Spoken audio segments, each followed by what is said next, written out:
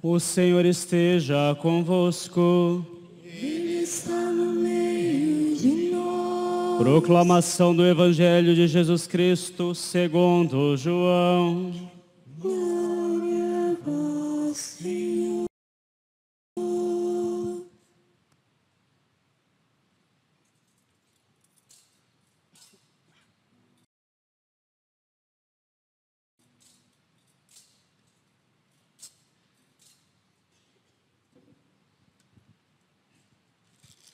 Naquele tempo disse Jesus a seus discípulos: Se alguém me ama, guardará a minha palavra, e o meu Pai o amará, e nós viremos e faremos dele a nossa morada. Quem não me ama, não guarda a minha palavra. E a palavra que escutais não é minha, mas do Pai que me enviou. Isso é o que vos disse enquanto estava convosco. Mas o defensor, o Espírito Santo, que o Pai enviará em meu nome, ele vos ensinará tudo e vos recordará tudo o que eu vos tenho dito. Deixo-vos a minha paz vos dou, mas não a dou como o mundo. Não se perturbem nem se intimide o vosso coração. Ouvistes que eu vos disse: Vou, mas voltarei a vós. Se me amasseis, ficaríeis alegres, porque vou para o Pai, pois o Pai é maior do que eu. Disse-vos isto agora, antes que aconteça, para que quando acontecer, vós acrediteis. Palavra da salvação. Glória a vós, Senhor. Aleluia, aleluia, aleluia.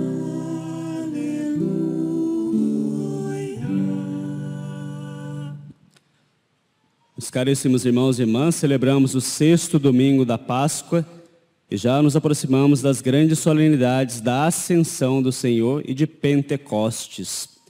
O tempo da Páscoa pode ser dividido em 2 etapas. Esses 50 dias que nós celebramos a ressurreição de Jesus, nas primeiras semanas, nos lembram as aparições de nosso Senhor.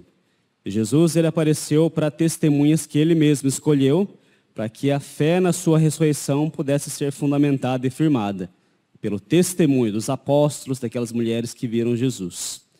Já nessas últimas semanas, a liturgia vai nos preparando justamente para a festa de Pentecostes. E é por isso que desde a semana passada e hoje também, o Evangelho nos situa aqui nesses discursos de despedida de nosso Senhor. Nós estamos no capítulo 14 do Evangelho de São João e Jesus está no cenáculo. No cenáculo, Jesus ele vai instituir a Eucaristia, vai instituir também o sacramento da ordem, do sacerdócio, mas ele também vai fazer os seus grandes discursos. E num desses discursos, Jesus vai prometer o Espírito Santo. Jesus ele vai como que se despedindo. Ele vai se despedir porque logo mais ele irá sofrer a sua paixão. Mas Jesus também antecipa aquela despedida da qual ele fará definitivamente, porque passando a sua ressurreição e chegando o momento da sua ascensão, ele subirá aos céus e não estará mais junto com seus discípulos. Só que Jesus, mesmo se despedindo, ele promete que vai permanecer ainda com os seus. Permanecerá com os seus apóstolos e permanecerá conosco também. E aí nós nos perguntamos, como é que se dá essa presença de Jesus? Jesus que volta para o Pai, de onde ele veio, ele promete que permanecerá conosco. Ele permanecerá justamente pela ação do Divino Espírito Santo, que ele promete que virá. Por isso ele vai dizer que é necessário que ele vá para que o Espírito Santo venha até nós. E aqui nós somos chamados a meditar profundamente sobre qual tipo de presença Jesus tem neste mundo depois da sua ascensão. Veja, enquanto Jesus estava neste mundo, ele realizava os seus projetos pela sua presença física. a força da graça de Deus saía da humanidade de Jesus. Era assim que ele realizava os seus prodígios. É assim que ele realizava os seus milagres. Nós podemos nos lembrar, por exemplo, daquela cena em que Jesus cura a hemorroíça, na qual o evangelista diz que uma força sai de Jesus. Então essa força que sai do corpo, da humanidade de Jesus, quando ele sobe aos céus, passa para a sua igreja, especialmente por meio dos sacramentos. Mas esses sacramentos, eles têm a sua eficácia pela ação do Espírito Santo. Então Jesus diz que é necessário que venha o Espírito Santo, o defensor, que o Pai enviará em nome dele, e que ensinará tudo e recordará tudo que o próprio Cristo diz. A ação do Espírito Santo, então, é imprescindível para nós. Por essas últimas semanas do tempo pascal, nós devemos, de fato, nos preparar para essa vinda do Espírito Santo. Vamos ver exatamente como é que o Espírito Santo age nas nossas almas. Mas nós desde já, precisamos nos preparar. Vale a pena lembrar que na próxima quinta-feira se dá a festa da Ascensão do Senhor. Ou seja, depois que Jesus ressuscitou, 40 dias ele ficou ainda aqui neste mundo, aparecendo para os seus discípulos. Depois ele sobe aos céus. Mas aqui no Brasil e também em Portugal, a solenidade da Ascensão não é celebrada no seu dia próprio. O dia correto da Ascensão, o dia correto da celebração da Ascensão, é no 40º dia depois da Páscoa, que dá justamente a quinta-feira após o 6º domingo da Páscoa. Mas como aqui no nosso país nós não temos um feriado nacional, então a Igreja do Brasil transfere essa solenidade para o próximo domingo. Mas, seja como for, de qualquer maneira, já na quinta-feira nós iniciamos a novena de Pentecostes, que é a novena mais importante do ano, ou seja, aqueles 9 dias que antecedem a vinda do Espírito Santo, clamando que esse Espírito venha copiosamente sobre a igreja, sobre nós, assim como veio lá no cenáculo. Mas como é que o Espírito Santo age? Como é que a presença de Deus se dá neste mundo depois que Jesus subiu aos céus?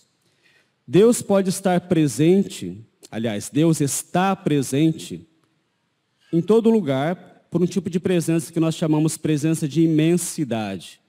Ou seja, todas as coisas têm o seu ser ancoradas em Deus. Se Deus não sustentasse o ser, nada existiria. Então, de alguma maneira, Deus já está presente em todas as coisas. Deus já está presente em nós. Deus já está presente nas coisas inanimadas. Deus já está presente nos minerais, Deus já está presente nos vegetais, Deus já está presente nos seres vivos, nos animais, Deus já está presente em nós, por um tipo de presença que chama-se presença de imensidade. Isso nos ensina a teologia, mas nos ensina também a própria filosofia. Mas Jesus, ele diz que haverá uma presença diferente. Como é que ele começa o evangelho do dia de hoje? Nosso Senhor vai dizer: se alguém me ama, guardará a minha palavra, e o meu Pai o amará. E nós viremos e faremos nele a nossa morada. Vejam, se Deus já está presente em nós, porque Ele é o nosso Criador, e Ele nos sustenta no ser, por que Jesus disse que se alguém ama a Deus, Ele e o Pai virão e farão morada nele? É porque aqui nós temos um tipo de presença diferente. É um tipo de presença que a teologia vai chamar presença de amizade, ou presença de inabitação. Isso significa que Deus, ele habita de maneira especial na alma daqueles que estão justificados, na alma dos justos, na alma daqueles que receberam a graça da filiação divina. Ou seja, todos nós que somos batizados, temos essa presença de Deus já em nós, diferente dessa presença natural que está em todas as coisas. Então, naqueles que recebem a graça da filiação divina, e essa graça vem por meio da ação do Espírito Santo, tem dentro de si a presença da própria Santíssima Trindade. Isso que nós chamamos de inabitação trinitária. E é um tipo de habitação de Deus muito especial, que precisa, em primeiro lugar, ser conquistada e precisa ser conservada. Como é que ela é conquistada? Através da súplica. Nós pedimos a Deus que o Espírito Santo venha até nós. Nós suplicamos pela graça do batismo que o Espírito Santo faça morada em nós. Que o Pai e o Filho venham morar em nós. É isso que é o batismo. Na primeira carta de São Pedro, ele vai nos ensinar que o batismo é um pedido a Deus que nos dê uma boa consciência. Ou seja, Quando nós recebemos o batismo, nós suplicamos a Deus que a presença dele dentro de nós seja uma presença eficaz, uma presença de amizade. Mas depois é necessário conservar essa presença. E essa conservação da presença dentro de nós depende do quanto nós nos mantemos na graça. Ou seja, depende do quanto nós amamos a Jesus. Se alguém me ama, guardará a minha palavra, e o meu Pai o amará, e nós viremos e faremos nele a nossa morada. Por isso que nós temos dois dados muito importantes. Em primeiro lugar, Deus está presente nas nossas almas enquanto nós estamos em estado de graça. Mas nós precisamos fazer com que essa presença seja conservada e cresça em nós. Essa presença de inabitação, chamada também de presença de amizade, é algo que precisa crescer. E é isso que nós todos somos chamados. O Espírito Santo vem sobre as nossas almas, já está nas nossas almas, porque nós recebemos a graça do batismo, mas essa graça precisa aumentar. Nós precisamos amar a nosso Senhor para que essa palavra seja conservada. E como é que nós amamos a nosso Senhor? Jesus diz, aquele que guarda os meus mandamentos me ama. Se nós não guardamos os mandamentos do Senhor, nós não comprovamos esse amor. Se nós não guardamos os mandamentos de Deus, então nós não guardamos a palavra de Deus. É necessário, então, de maneira muito especial, observar os mandamentos da lei de Deus para perseverar nessa posse da graça de Deus nas nossas almas, para perseverar nessa amizade, crescer nessa amizade. Então é muito importante nós nunca nos esquecermos disso. Muitas vezes nós clamamos a vinda do Espírito Santo, nós pedimos que a graça de Deus cresça em nós, mas nos esquecemos que é necessário ter essa preparação prévia da observância dos mandamentos. Sem a observância dos mandamentos da lei de Deus, nós não podemos receber a graça do Espírito Santo. Porque essa observância ela vai preparar as nossas almas, vai nos disciplinar, vai fazer com que nós que somos manchados e nós que somos desordenados por causa do pecado, encontremos um justo caminho, uma justa via, para que aí o Espírito Santo possa ter um espaço e habitar em nós. Então, esse tempo agora de preparação para o Pentecostes é um tempo de nós recordarmos que precisamos continuar a nos esforçar pelo caminho da conversão. Nós nos esforçamos bastante, nesse caminho da conversão durante o tempo da Quaresma. Os 40 dias da Quaresma nos prepararam justamente para celebrar o mistério da Páscoa. Mas aquela preparação quaresmal não cessa depois que chegam as festas da Páscoa, porque nós continuamos nessa peregrinação aqui nesse mundo. Então precisamos continuar nos esforçando por obedecer os mandamentos, não violar a lei de Deus, porque senão o Espírito Santo não poderá vir e habitar em nós. Se nós não guardarmos a palavra de Deus, o Espírito não virá nas nossas almas. Por quê? Porque nós mesmos criaremos um obstáculo para isso.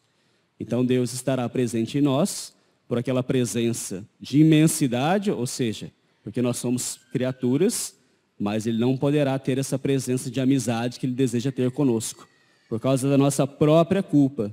Então nós temos uma grande tarefa e uma grande responsabilidade. Nós precisamos, de fato, continuar a perseverar nesse caminho. Precisamos, de fato, sempre fazer o nosso exame de consciência para ver se estamos trilhando o reto caminho dos mandamentos da palavra de Deus. E sim, precisamos buscar, sobretudo, o sacramento da confissão para que nós estejamos em graça. Se nós estivermos no pecado e não nos esforçarmos por sair do pecado, nós não temos uma vida autenticamente cristã. Porque uma vida autenticamente cristã é aquela vida no qual o fiel tem uma amizade com Deus, na qual ele tem a graça do Espírito Santo em si e se esforça por crescer nessa graça, por crescer nessa amizade. O pecado é incompatível com a graça de Deus. Por isso não nos esqueçamos que a conversão sempre é necessária. Nós precisamos, embora o mundo ignore a lei de Deus, embora o mundo ignore os mandamentos da lei de Deus, aliás, muitas vezes o mundo não somente ignora, como combate essa própria lei, nós, pelo contrário, nós precisamos amar os mandamentos. Nós precisamos seguir nessa reta vida, nessa reta via, que é o que vai nos dar a verdadeira vida. Então nos preparemos bem. Agora, na próxima quinta-feira, como eu disse, iniciando essa novena de Pentecostes, não simplesmente rezemos, pedindo que o Espírito Santo venha, mas nos esforcemos por nos aprofundar no caminho da conversão. Existem muitas coisas em nós que precisam ser mudadas. Embora, às vezes, nós pensemos que nós estamos caminhando bem no seguimento de Cristo, né, obedecendo os mandamentos, muitas vezes existem realidades da nossa vida que criam um verdadeiro obstáculo para a graça de Deus. Por isso é tempo, de novo, de fazer um exame de consciência. Qual é o mandamento da lei de Deus que ainda está sendo, para mim, uma pedra de tropeço? Ou, em outras palavras, qual o mandamento da lei de Deus eu não estou obedecendo? Será que eu estou, por exemplo, sendo fiel na observância da Santa Missa Dominical? Será que eu estou sendo fiel na observância do 4º mandamento, de honrar os meus pais, honrar os superiores? Será que eu estou observando o 5º mandamento, ou seja, não matar? E aqui esse mandamento nós sabemos que não se refere somente àquele ato físico de tirar a vida de uma pessoa, mas matar alguém no coração, desejar o mal, o ódio, a ira. Será que nós estamos guardando o rancor, ressentimentos de alguém que simplesmente não queremos, né, nos esforçar por obedecer a lei de Deus e não cometer esses pecados? Será que estamos vivendo propriamente a castidade que é conveniente aos filhos de Deus? Ou será que nós estamos deixando que a nossa vida seja permissiva? Hoje, infelizmente, esse mandamento é um dos mais violados da lei de Deus. Os mandamentos contra a castidade. Porque nós vivemos uma vida muito sensualizada, uma vida muito liberal. Essa é a nossa cultura. E nós precisamos lutar contra isso. Esse é um obstáculo muito grande nas nossas vidas, meus irmãos e irmãs. Se nós não buscarmos eliminar das nossas vidas aquilo que nos conduz para pecar contra isso, e aqui vale lembrar como é que a internet, como é que, né, os meios de comunicação têm sido veículos para que nós caiamos em pecados contra a castidade. Se nós não lutarmos contra isso, o Espírito Santo não virá fazer morada verdadeira em nós. Precisamos, então, lutar com verdadeira determinação contra esses pecados. Não roubar, viver uma vida honesta, não cobiçar o bem do próximo. Ou seja, fazendo aqui, rapidamente, né, uma revista nos 10 mandamentos, nós precisamos ver se estamos obedecendo, se estamos observando. E aí essas palavras de Jesus cairão com profundidade nas nossas almas. Se alguém me ama, guardará a minha palavra, e o meu Pai o amará. Estamos amando realmente a Jesus? Se nós dizemos que amamos a nosso Senhor, mas não guardamos os seus mandamentos, somos mentirosos, somos hipócritas. Infelizmente, muitas vezes isso acontece conosco.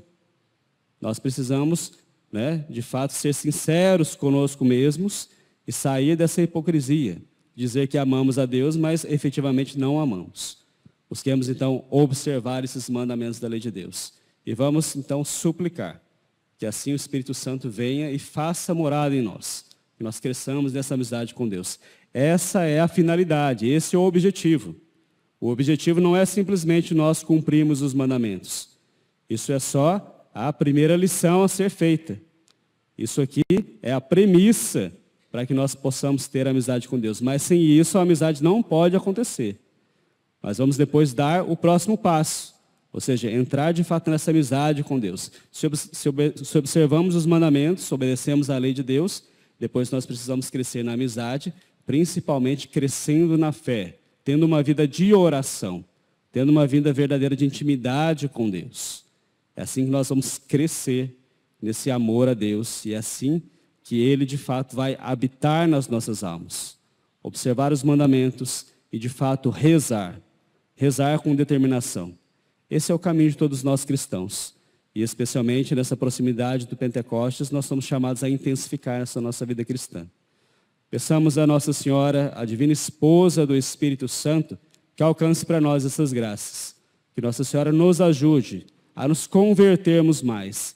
E que ela, por meio da intercessão poderosa que tem, do seu Imaculado Coração, alcance para nós essa graça, que é a graça especialíssima, o dom do Divino Espírito Santo. Louvado seja o nosso Senhor Jesus Cristo.